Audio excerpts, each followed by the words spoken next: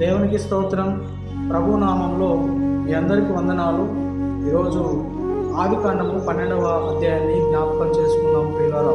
గడిచిన దినమందు మనం ఆదికాండం 11వ అధ్యాయంలో జరిగినటువంటి విషయాలన్నీ కూడా క్షుణ్ణంగా పరిశీలన చేశాం.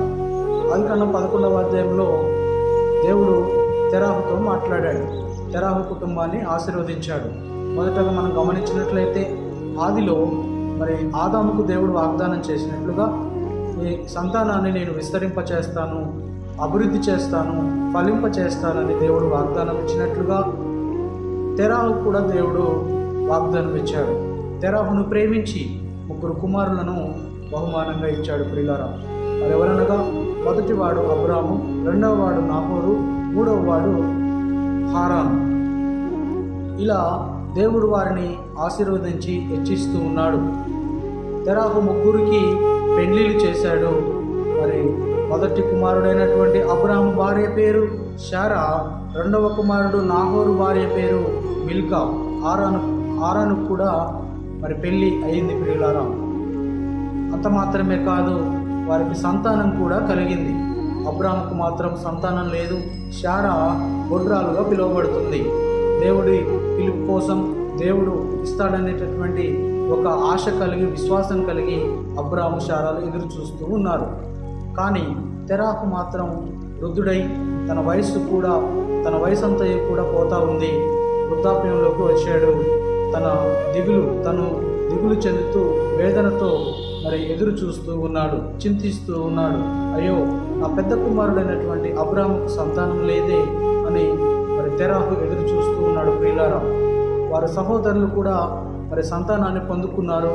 వారు అబ్రాము విషయంలో వారు అనేక దేవతలకు, దేవుళ్లకు అనగా వారు చేసుకున్నటువంటి పోత విగ్రహములకు సాష్టాంగ నమస్కారం చేసి పూజిస్తున్నారు. ఎన్ని ప్రయత్నాలు చేసినప్పటికీ అబ్రాముకు పిల్లలు కలగలేదు. ఎందుకంటే దేవుడు శారా గర్భాన్ని మూసేశాడు. గొడ్రాలుగా పిలువబడతా ఉంది. దానిని బట్టి తెరాహు ఎంతగానో మనోవేదన కలిగి తెరాహు జీవిస్తూ ఉన్నాడు ప్రియులారా. 12వ అధ్యాయానికి వచ్చినట్లయితే ఒక స్వరం వినపడతా ఉంది. అబ్రాముతో దేవుడు మాట్లాడుతున్నాడు. అబ్రామా, నీ దేశము నుండి, నీ బంధువుల వద్ద నుండి, నీ ఇంటి వారి నుండి నేను చూపించు దేశమునకు బయలుదేరి వెళ్ళు అనేటటువంటి ఒక స్వరం వినబడతా ఉంది. అబ్రాము మాత్రం తన తండ్రితోనూ తన సహోదరులతోనూ ఉంటా ఉన్నాడు. హారాను అయినటువంటి తన సహోదరుడు తండ్రి కంటే ముందుగానే, పిల్లలు కలిగిన తర్వాత తన తండ్రి కంటే ముందుగా హారాను మరణించాడు. హారాను యొక్క కుమారులు ఎవరనగా లోతు తనతో పాటు మిల్కా కూడా హారానుకు పుట్టారు. తర్వాత దేవుని యొక్క స్వరము అబ్రాముకు వినపడతా ఉంది. వారు భయంకరమైనటువంటి విగ్రహారాధనలో మునిగి తేలుతా ఉన్నారు. నీవు ఎంత మాత్రము కూడా వారితో నివసించవద్దు అబ్రామ్ అని దేవుడు అబ్రాముతో మాట్లాడుతున్నాడు ప్రియులారా. జాగ్రత్తగా పరిశీలన చేస్తే ఆ స్వరం ఎలా ఉంది అంటే, నీ బంధువుల వద్ద నుండి, నీ ఇంటి నుండి, నీ దేశము నుండి నీవు సమస్తమును తీసుకొని నేను చూపించు దేశానికి నీవు బయలుదేరి వెళ్ళు అంటా ఉన్నాడు. దేవుడు చూపించే దేశము ఎలా ఉందో, ఎక్కడ ఉంటుందో అబ్రాముకు మాత్రం తెలియదు. అబ్రాము ఒక ప్రశ్న వేయాలి. దేవా, నేను చూపించు దేశం అంటున్నావు, అది ఎక్కడ ఉంది, ఎంత దూరం ఉంది, ఎలా వెళ్ళాలి, నాకేమీ తెలియదు కదా. నీవు చూపించేటటువంటి దేశము ఎక్కడ ఉంది అని ఏ మాత్రము కూడా దేవునికి ఎదురు ప్రశ్న అబ్రాము వేయలేదు ప్రియులారా. ఎందుకు వేయలేదంటే దేవుడు నమ్మదగిన వాడు. ఆయన ఎందుకు విశ్వాసం ఉంచిన ఎడలా తప్పకుండా తను వెళ్ళాల్సినటువంటి చోటికి ఖచ్చితంగా తీసుకెళ్తాడనేటటువంటి ఒక నమ్మకము అబ్రాము తన హృదయంలో పెట్టుకున్నాడు ప్రియులారా. ఆ స్వరము వినబడగానే వారు ఆరానులో సంపాదించినటువంటి సమస్తము అనగా ఆస్తి అంతటిని, తనతో కూడా ఉన్నటువంటి తన సహోదరుడు కుమారుడైనటువంటి లోతును వెంటబెట్టుకొని, తన భార్య అయినటువంటి శారాన్ని వెంటబెట్టుకొని, తన కలిగిన సమస్తమును వెంటబెట్టుకొని వెంటనే బయలుదేరాడు. దేవుడు అంటాడు, నిన్ను నేను గొప్ప చేస్తాను అబ్రామ్, నీ పేరు నేను గొప్ప చేస్తాను, నిన్ను ఆశీర్వదిస్తాను, నిన్ను ఒక గొప్ప వ్యక్తిగా నేను చేయబోతా ఉన్నాను అబ్రామా అని దేవుడు మరి అబ్రాముతో మాట్లాడుతున్నాడు. అలా మాట్లాడుతున్న సమయంలో దేవుని స్వరాన్ని నెమ్మదిగా అబ్రాము వింటూ బయలుదేరాడు. ప్రియులారా, కొంత దూరం వెళ్ళిన తర్వాత మరి అబ్రాముకు మరి ఒక చోటు కనిపించింది. అది ఏదనగా కనానీయుల చోటు. అది ఎలా ఉంది అని అంటే, ఎక్కడ ఉంది అని అంటే, మరి నిన్ను గొప్ప జనముగా నేను చేస్తానని దేవుడు వాగ్దానం ఇచ్చినట్లు, నిన్ను ఆశీర్వదించి నేను గొప్ప చేస్తానని దేవుడు మాట్లాడినట్లు, మరి 75 సంవత్సరాల వయసులో మరి తన భార్యను వెంట పెట్టుకొని బయలుదేరాడు. ఎంత విశ్వాసం అండి! అబ్రాముకు ఉన్నటువంటి విశ్వాసం ఎంత గొప్పది! అబ్రాము స్థానంలో మనం ఉన్నట్లయితే మనము దేవుని ఖచ్చితంగా ప్రశ్న వేస్తాం. దేవా, నీవు మమ్మల్ని ఎక్కడికి తీసుకుపోతా ఉన్నావు? మేము ఎక్కడికి వెళ్ళాలి? ఆ ప్రదేశం, ఆ దేశము ఎక్కడ ఉంది అని మనం ఖచ్చితంగా దేవునికి ప్రశ్నలు వేస్తాం. ప్రియులారా, అబ్రాము మాత్రం మాత్రం కూడా ప్రశ్నలు వేయకుండా దేవుని స్వరాన్ని వింటూ ధైర్యముతో ముందుకు వెళ్ళసాగాడు. మనమైతే మరి అనేక రకాల ప్రశ్నలు వేస్తాం. నిజంగా మన దైనందిన జీవితాన్ని జ్ఞాపకం చేసుకున్నట్లయితే, మనకెవరైనా ఒక ఇన్విటేషను, మరి ఏదైనా ఒక కార్యానికి మనల్ని ఆహ్వానించినట్లయితే, ఒక ప్రదేశానికి మనం వెళ్ళాలని అనుకున్నప్పుడు వారు ఏ ప్రదేశానికి రమ్మన్నారో, ఏ అడ్రస్కి వారు రమ్మంటున్నారో, మరి ఆహ్వానించేటటువంటి ప్రదేశం ఎక్కడ ఉందో వారు ఖచ్చితంగా మనల్ని ఇన్వైట్ చేసినప్పుడు వాళ్ళు ఖచ్చితంగా మనకు చెప్తారు. పలానా అడ్రస్కు రావాలి, పలాని చోట నీవు దిగాలి, పలాని మరి బస్సు నీవు ఎక్కాలి అని చెప్పి ఖచ్చితంగా వాళ్ళు మెన్షన్ చేసి చెప్తారు. ప్రియులారా, మరి దేవుడు ఇక్కడ అలా చేయలేదు. ఏ అడ్రస్సు లేదు, ఏ పేరు కూడా చెప్పలేదు, ఏ దేశమో చెప్పలేదు. కానీ నీవు వెళ్ళి నేను చూపించే దేశానికి నువ్వు రా అని మాత్రమే అబ్రాముతో మాట్లాడాడు. ప్రియులారా, మాట్లాడినప్పుడు అబ్రాము వెంటనే బయలుదేరాడు. షెకెమందు సంచారము చేసి మారే దగ్గర ఉన్నటువంటి సింధూర వృక్షము వద్ద చేరి కనానులో నివసించెను. కనాను ప్రదేశానికి మరి అబ్రాము చేరుకున్నాడు. కనాను ప్రదేశంలో నివసించడానికి మరి అబ్రాము చేరుకున్నప్పుడు పరమటనున్నటువంటి బేతేలు, తూర్పునున్నటువంటి హాయికి మధ్య ఒక గుడారము వేసుకొని అక్కడ ఒక బలిపీఠము కట్టాడు. ప్రియులారా, బలిపీఠము కట్టి దేవుని నామములో ప్రార్థన చేయడము మరి ప్రారంభించాడు. అలా బయలుదేరి వెళ్తూ ఉన్నప్పుడు మరి కనానులో గొప్ప కరువు ఉందనే మాట విన్నాడు. కనానులో కరువుతో అలమటిస్తూ ఉన్నారు. కరువుతో మరి భోజనములు అలాగే సమస్తము వారికి కావలసినవి లేక కరువులో ఉన్నారని చెప్పి వారు అలమటిస్తూ ఉన్నారు. ప్రియులారా, అది విన్నటువంటి అబ్రాము తనతో కూడా మరి లోతును వెంట పెట్టుకొని శారాతో కూడా మరి పడమర మరి దక్షిణ వైపు వెళ్ళినట్లుగా మనం లేఖనాలలో గమనించవచ్చు. దక్షిణ ప్రదేశము అనగా మరి ఐగుప్తుకు చేరుకోవాలని తీర్మానం తీసుకున్నాడు. ఐగుప్తుకు చేరుకోవాలని తీర్మానం తీసుకొని వెంటనే బయలుదేరాడు. ఇంతవరకు మరి దేవుడు చూపించినటువంటి ప్రదేశము అనగా కనానుకు వచ్చాడు. తర్వాత అక్కడ కరువు ఉందని తెలుసుకున్నాడు. తర్వాత వెంటనే బయలుదేరాడు, ఐగుప్తు ప్రదేశానికి వెళుతూ ఉన్నాడు. దగ్గరగా ఐగుప్తు మరి దగ్గరికి వస్తున్నటువంటి సమయంలో తన భార్య అయినటువంటి శారాతో మాట్లాడుతున్నాడు. శారా, నీవు చక్కని దానివి, అందమైన దానివి, సుందరముగా కనిపిస్తూ ఉన్నావు.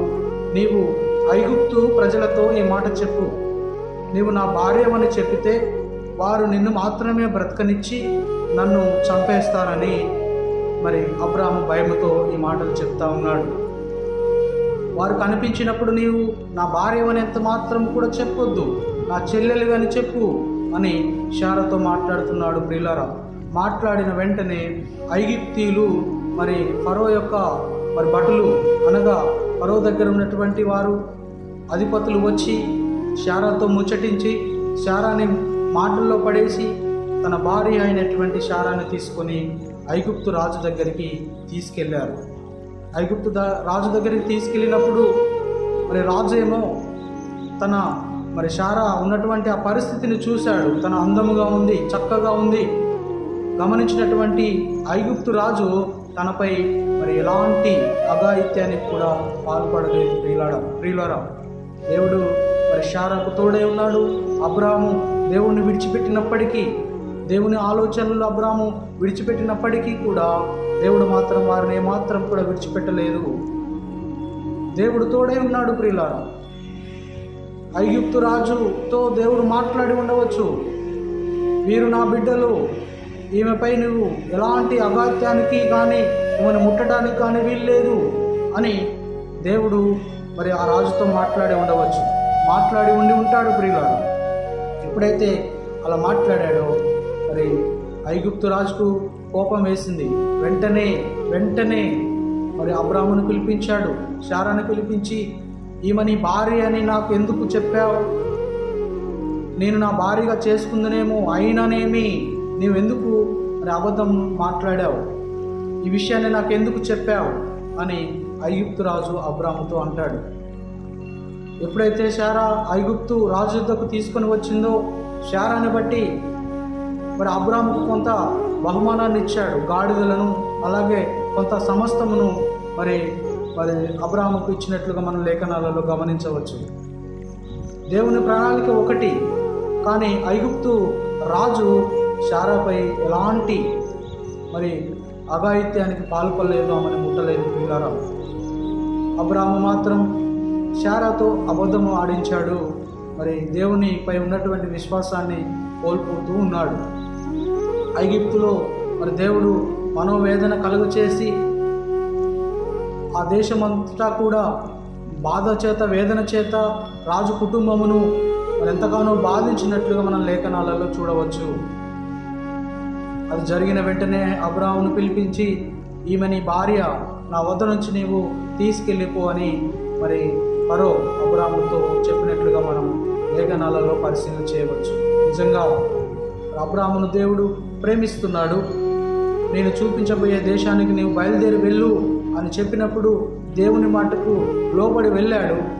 వెళుతూ మరి ప్రయాణం చేస్తూ కనాను మరి దేశమునకు చేరుకొని అక్కడ మరి గుడారము వేసి అక్కడ ప్రార్థన అనగా బలిపీఠమును కట్టి దేవుని నామానికి ప్రార్థన చేశాడు ప్రియులారా. చేసిన కొంత సమయానికే అక్కడ బాగా కరువు ఉందని చెప్పి తెలుసుకొని ఐగుప్తు దేశానికి బయలుదేరి వెళ్ళి దేవుణ్ణి విడిచిపెట్టాడు. దేవుని స్వరాన్ని మరి అబ్రాము వినే స్థితిలో లేడు. ఎందుకంటే మరి శారా అందముగా చక్కని దానిగా కనిపిస్తూ ఉంది, బహు సుందరవతిగా కనిపిస్తూ ఉన్నప్పుడు మరి తన యొక్క ధ్యాస అంతా కూడా శారా వైపు మళ్ళింది. శారా వైపు ఎప్పుడు మళ్ళిందో అప్పుడు దేవుని స్వరాన్ని వినలేకుండా ఉన్నాడు, దేవుని స్వరాన్ని కనిపెట్టలేకుండా ఉన్నాడు. దేవుని మాట అబ్రాముకు వినపడట్లేదు. శారా నువ్వు సుందరవతిగా ఉన్నావు, ఫరో మరి సైన్యము నిన్ను వచ్చి తీసుకొని పోతూ ఉన్నప్పుడు నీవు నా భార్యవని ఎంత మాత్రము కూడా చెప్పకు, నా చెల్లెలు అని వారితో చెప్పు అని అబద్ధం ఆడిస్తున్నట్లుగా మన లేఖనాలలో గమనించవచ్చు. కనుక ప్రియులారా, అబ్రాము జీవితాన్ని మనం పరిశీలన చేస్తే అబ్రాము ఎంతో విశ్వాసంతో ముందుకు కొనసాగుతూ ఉన్నాడు. ఎంతో విశ్వాసంతో ముందుకు కొనసాగుతూ కొంతకాలమైన తర్వాత దేవుని స్వరాన్ని వినలేకుండా తన సొంత కార్యాలను, సొంత ఆలోచనల లెక్క మరి నడుస్తూ ఉన్నట్లుగా మనం గమనించవచ్చు. నిజంగా మనం కూడా ఒక్కొక్కసారి దేవుని స్వరం మనకు వినబడుతూ ఉన్నప్పుడు, దేవుని స్వరము మనల్ని గద్దిస్తూ ఉన్నప్పుడు, దేవుని వాక్యం మనతో మాట్లాడుతూ ఉన్నప్పుడు కొన్నిసార్లు వింటూనే ఉంటాం. తర్వాత లోక సంబంధమైన విషయాలలో మనము నిమగ్నమైపోయి దేవుని వాక్యాన్ని పక్కన పెడతాం, దేవుని స్వరాన్ని పక్కన పెడతాం. దేవుని వాక్యానుసారంగా నడవడానికి మనం ఎందుకో వెనకాడుతాము ప్రియులారా. అబ్రాము అదే చేశాడు, శారాతో అబద్ధం ఆడించాడు. దేవుని స్వరాన్ని వినకుండా మరి లోకములో నివసించే మనుషుల వైపు అబ్రాము చూశాడు. ఏదేమైనప్పటికీ మరి అబ్రాము విడిచిపెట్టినప్పటికీ, విననప్పటికీ దేవుడు వారిరువురి పట్ల అద్భుతము చేసి మరలా తీసుకువెళ్ళినటువంటి శారాను తీసుకొచ్చి తన భర్త అయినటువంటి అబ్రాముకు మరి అప్పగించినట్లుగా మనం గమనించవచ్చు. మనం విడిచిపెట్టినప్పటికీ దేవుడు మనల్ని విడిచిపెట్టడు. మనం అశ్రద్ధ చేసినప్పటికీ దేవుడు మనల్ని అశ్రద్ధ చేయడు. మనము దేవుని వాక్యాన్ని పెడచెవిన పెడుతున్నప్పటికీ దేవుడు మనల్ని ఏదో ఒక రకంగా మనల్ని గద్దిస్తూనే ఉంటాడు ప్రియులారా, గద్దిస్తూనే ఉంటాడు. కనుక ఈ యొక్క సమయంలో మనం జ్ఞాపకం చేసుకుందాం. అబ్రాహాము విశ్వాసంతో నమ్మాడు. మనము కూడా విశ్వాసంతో నమ్మి దేవుడు రమ్మన్న చోటుకి అబ్రాహాం బయలుదేరాడు. మనం కూడా దేవుడు మరి ఏదైతే చెప్తాడో ఆ మాటలన్నీ కూడా శ్రద్ధగా వింటూ మనం కూడా దేవుని వాక్యానుసారంగా నడవాలని ప్రభుపేట మనం చేస్తూ ఉంటున్నాము. దేవుడు ఇచ్చినటువంటి గొప్ప సమయాన్ని బట్టి దేవాతి దేవుని స్తుతిస్తూ మరి అలాగూ అబ్రాహాము ప్రకారము మనం కూడా నడవాలి. అబ్రాహాము దేవుడు చెప్పినట్లు అబ్రాహాము నడిచాడు. అలాగే కూడా మనం కూడా నడిచి దేవుని నామానికి మహిమ తీసుకురావాలని తెలియచేస్తూ ఇలా కొద్ది మాటలు ముగిస్తూ ఉన్నాను. దేవుని నామానికి మహిమ కలుగునుగాక. ఆమేన్, ఆమేన్, ఆమేన్.